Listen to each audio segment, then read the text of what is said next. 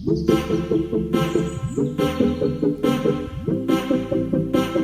दोस्तों, मैं अमरदीप कादियान। नमस्ते, प्रणाम, सलाम वालेकुम, सत श्री अकाल, जय मसीह की, राम राम जी, जय माता की। दोस्तों, आपका स्वागत है मेरे यूट्यूब चैनल डिसेंट एडवाइज में। दोस्तों, आज हम बात करेंगे मोराटोरियम के बारे में। दोस्तों, जैसे कि आपको पता है, आज है 13 अक्टूबर। आज माननीय सुप्रीम कोर्ट में मोराटोरियम के बारे में फैसला आना था, जो कि माननीय सुप्रीम कोर्ट में सुबह 10 बजे इसके बारे में कार्रवाई शुरू हो गई थी, और जो कि अब शाम तक वो जो भी उसमें डिसीजन आना था वो अभी नहीं आया फाइनल।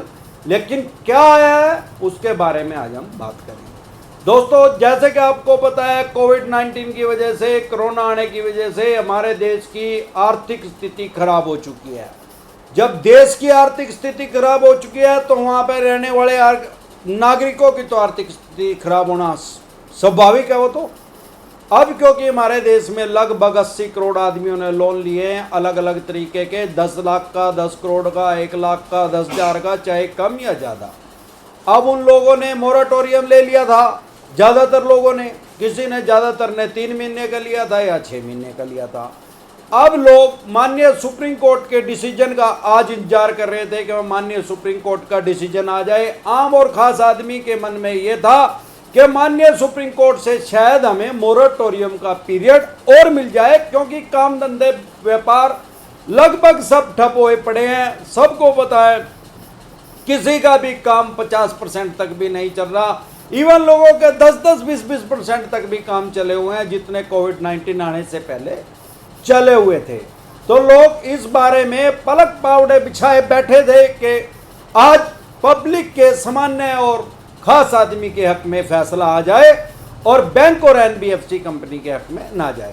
माननीय सुप्रीम कोर्ट में सुबह से आज कार्रवाई शुरू हो गई थी, जिसमें सुप्रीम कोर्ट के वकील और आरबीआई के और केंद्र सरकार के वकील वहां पे पेश हुए। उनकी आर्गूमेंट जिरह माननीय सुप्रीम कोर्ट के जो न्यायाधीश होते हैं, जिन्हें न्यायमूर्ति बोलते हैं, उन्होंने ध्यान से उनकी सुनी। उन्होंने क्या किया, क्योंकि उन्होंने 5 तारीख को केंद्र सरकार ने और आरबीआई ने अपना एक हल्फनामा एफिडेविट पेश कर दिया था, जिसमें उन्होंने ये कहा था, ये रिक्वेस्ट की थी माननीय सुप्रीम कोर्ट से कि मोराटोरियम को ना बढ़ाया जाए।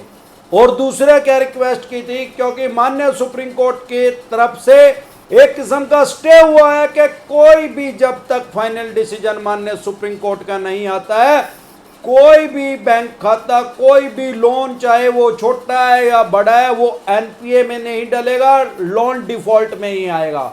जब तक लोन कोई भी एनपीए या लोन डिफॉल्ट में नहीं आएगा, तब तक उस पर कोई भी एनबीएफसी कंपनी या बैंक या एचएफसी हाउसिंग फाइनेंस कंपनी कोई भी किसी तरह का भी लीगल एक्शन नहीं ले सकती, केस नहीं कर सकती।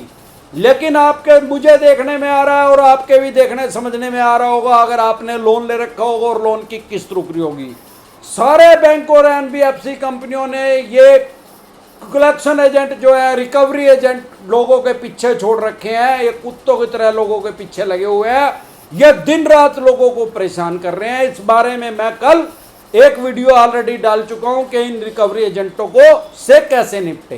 पर दिक्कत परेशानी कहाँ है कि हर आदमी को कानून का पूरा ज्ञान न होने के कारण उसके मन में कहीं ना कहीं किसी कोने में ये बात आती है कि मैंने लोन नहीं मैं रीपे कर पाया, मोराटोरियम के बाद भी मैं इनका पैसा नहीं दे पा रहा हूं, तो मैं गलत हूं।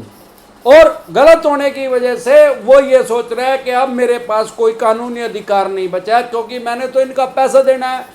लेकिन अगर आपने उनका पैसा भी देना है, ये कोई क्रिमिनल ऑफेंस नहीं है। अगर आपकी किस्त बाउंस हो गई है, आपकी 8 महीने की हो गया, 10 महीने की हो गया, पर्सनल लोन है, बिजनेस लोन है, होम लोन है या किसी भी तरह का लोन है, ये तो सिविल ऑफेंस है। आप वो सिविल का केस आपके ऊपर दायर करेंगे और वो अभी भी नहीं कर सकते। और एजेंटों का, इनका चवन्नी छाप का जिस तरीके से बिहेवियर कर रहे हैं, वो तो अलाउड ही नहीं है। आपके पास पूरे राइट्स हैं, चाहे आपकी किस्त 2 बाउंस हो गई हैं, 6 हो गई हैं, चाहे 25 बाउंस हो गई हैं, आपके जो राइट्स हैं, आपके जो अधिकार हैं कानूनी रूप से, वो आपके खत्म नहीं हो जाते। उस बारे में आपके क्या क्या अधिकार हैं, क्या कैसे आपको रिकवरी एजेंट से निपटना है, उसके बारे में आप मेरी कल की वीडियो देख सकते हैं। तो बात अब आती है, आज माननीय सुप्रीम कोर्ट में अभी कुछ देर पहले वो क्लोज हो गई है। माननीय सुप्रीम कोर्ट के ने एक दिन की और तारीख लगा दी है, क्योंकि ये जो मामला है ये बहुत ज्यादा संवेदनशील है और केंद्र सरकार और आरबीआई की तरफ से आज फिर माननीय सुप्रीम कोर्ट के ये दरखास्त की गई है कि कृपया करके मोराटोरियम को और ना बढ़ाया जाए, क्योंकि ये रिजर्व बैंक ने पहले कहा है कि हम पहले ही 3 महीने और 6 महीने का पब्लिक को हम टाइम दे चुके हैं, उससे ज्यादा कृपया करके आप इस टाइम को ना बढ़ाएं। और दूसरा एक और रिक्वेस्ट की है कि जो ये एनपीए में ना डालने के आदेश हैं उनको रद्द कर दिया जाए। बैंक अपने विवेक से देखेगा कि किसका केस को, किसके लोन को एनपीए में डालना है और किसके को नहीं, किसके ऊपर केस करना है और किसके ऊपर नहीं।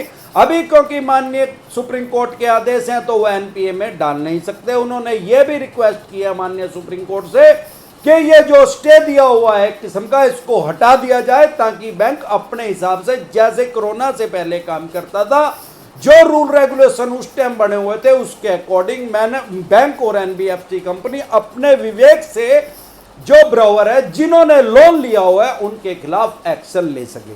अब कल की तारीख लगी है 14 अक्टूबर। अब कल देखते हैं कि माननीय सुप्रीम कोर्ट का इसमें क्या डिसीजन आता है। मुझे लगता है शायद कल तक फाइनल आ जाएगा। वैसे तो आज आना था, सारा देश तो आज इंतजार कर रहा था, पर यह बहुत संवेदनशील विषय है क्योंकि इसके साथ लगभग 80 करोड़ आदमियों का हित जुड़ा हुआ है। तो माननीय सुप्रीम कोर्ट के जो जज हैं, जिनको न्यायमूर्ति बोलते हैं, वो बहुत सोच समझ के फैसला लेंगे। और अब उसमें कल की तारीख लगी है। अब कल देखते हैं कि क्या डिसीजन आता है, बैंक और एनबीएफसी कंपनी के हक में आता है या लोगों के हक में आता है। तो आज के लिए बस इतना ही। कल फिर मिलते हैं एक नए टॉपिक के साथ। तब तक के लिए आप मेरे चैनल पे अपना प्यार और आशीर्वाद बनाए रखें। वीडियो अच्छी लगी हो तो प्लीज लाइक करें, शेयर करें, सब्सक्राइब करें और बेल आइकन का बटन दबाना ना भूलें। नमस्कार।